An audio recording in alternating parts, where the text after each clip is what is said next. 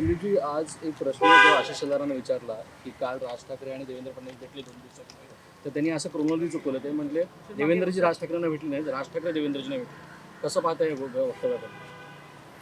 मला असं वाटतं देवेंद्रजी राजसाहेबांना भेटले का राजसाहेब देवेंद्रजींना भेटले, याच्यामध्ये ना देवेंद्रजींना काही कमीपणा वाटतो ना राजसाहेबांना काही कमीपणा वाटतो. पण काही लोक हे चहापेक्षा किटली गरम टाईपमध्ये असतात. त्या टाईपमधले लोक असा विचार करतात, त्याला काय फार महत्त्व देण्याची गरज नाही. असतात म्हणजे चहापेक्षा किटली गरम असणारे लोक असतात, त्यातले जे लोक आहेत. पण भाजपच्या इतर नेत्यांनी भेटी संदर्भात सकारात्मक प्रतिक्रिया दिल्यात, परंतु आशिष शेलारांनीच अशा प्रकारची प्रतिक्रिया देणं कसं पाहते? कारण आशिष शेलारांच्यावरती तुम्ही मेळाव्यामध्ये टीका केली होती. तर मला असं वाटतं ते मेळाव्याची टीका ही वेगळ्या कारणासाठी होती किंवा काय. आताही मला असं वाटतं त्यांची जी भेट झाली ती कशासाठी झाली हे आम्हाला काही माहीत नाही, त्यामुळे त्याच्यावर प्रतिक्रिया देणं योग्य ठरणार नाही. आशिष शेलारांना कदाचित माहीत असेल म्हणून ते प्रतिक्रिया देत असतील.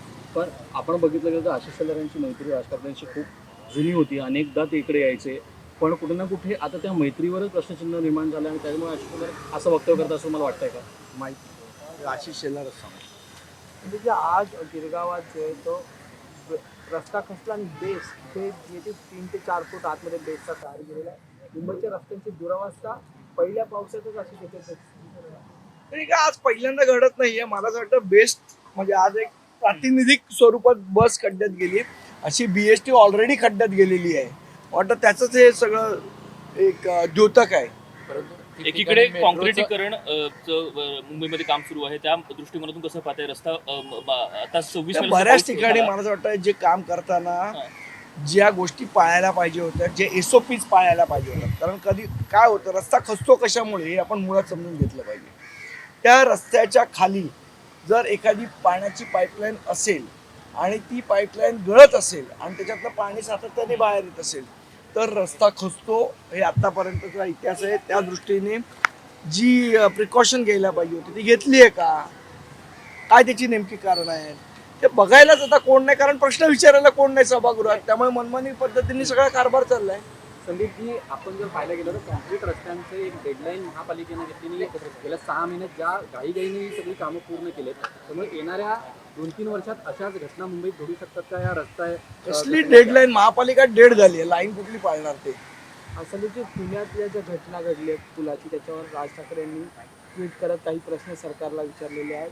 सततच्या या घटना घडताना पाहायला मिळतात महाराष्ट्रात. कसं बघतात या सगळ्या? मला असं वाटतं या सगळ्या प्रशासकीय हलगर्जीपणा आहे. आता शिंदे साहेब म्हणाले की आम्ही ऑडिट करू. पावसाळ्याच्या आधी ऑडिट का नाही झालं? म्हणजे आपण तहान लागल्यावर वीर खणतोय असं मला वाटतं. याच्यासाठी आत्ताच तुम्ही आता समजा एखादी इमारत कोसळली होऊ नये दुर्दैवाने, की मग आपल्याला जाग येणार आहे का की आपण सगळ्या जुन्या इमारतींचं स्ट्रक्चरल ऑडिट करू म्हणून? म्हणजे एखादी घटना घडायची आपण वाट बघतोय का? किंवा आधी आपण त्याच्या SOPs का नाही बनवत की बाबा पावसाळा आला तर ह्या गोष्टींची ऑडिट आपली झालेली पाहिजे, मे महिन्यात झालेली पाहिजे. तर एखादा समजा हे झाड आहे, झाड पडण्याच्या घटना आहे, तर त्या झाडाच्या फांद्या छाटणं, हे छाटणं, हे गोष्टी आधी करायला पाहिजेत ना.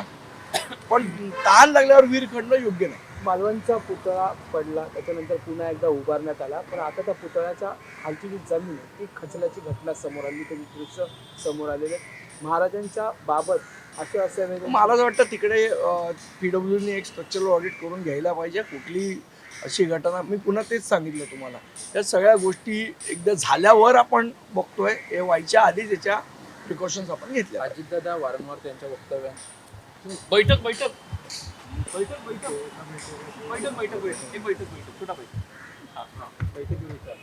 आज सुद्धा मंत्री बैठक पार पडली, ज्यामध्ये समित्या, ज्या केंद्रीय समित्या स्थापन केल्या होत्या त्यांच्याकडे अहवाल घेतला गेला. कशा प्रकारे नियोजन आहे पालिका निवडणुकीच्या अनुषंगाने? आता ज्या केंद्रीय समिती आहेत त्यामध्ये गटाध्यक्षांची आहे, शाखाध्यक्षांची, उपशाखाध्यक्ष, विभागाध्यक्ष, उपविभागाध्यक्ष आहेत. त्यांच्या सगळ्यांच्या सेपरेट बैठका झाल्यात. त्यांनी त्या विभागात जाऊन बैठका घेतलेल्या आहेत. तर बुधवारपासून एक कोऑर्डिनेटेड कमिटी, म्हणजे या सगळ्या कमिटीचे जे सदस्य आहेत ते मुंबई शहराध्यक्ष, मुंबई उपशहराध्यक्ष, विभागाध्यक्ष अशा बैठका लोकसभा वाईज या बुधवारपासून आम्ही परत चालू करणार आहोत. टेक्निकल आणि इंजिनिअरिंग एज्युकेशन देणारी नामांकित university BTech electronics and computer engineering 2025-26 या शैक्षणिक वर्षासाठी रजिस्ट्रेशन सुरू. पात्रता गणित विषयासहित इयत्ता 12वी उत्तीर्ण. प्रत्यक्ष इंजिनियर्स कडून टेक्निकल आणि इंजिनिअरिंग शिक्षण. जागतिक प्रकल्पांचा अभ्यास, ग्लोबल करिअर घडवण्याची संधी अशा वैशिष्ट्यांनी सुसज्ज अजिंक्य DY Patil university, the innovation university.